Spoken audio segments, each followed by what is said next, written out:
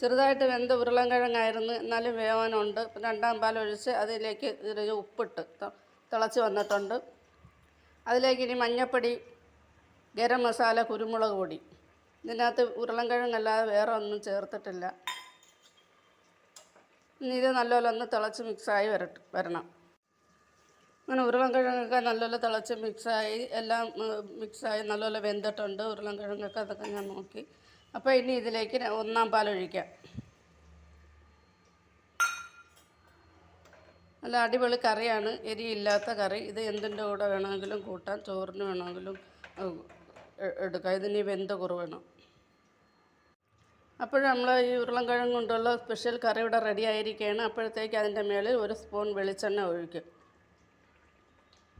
ഇനി തീ ഓഫാക്കാം. കറി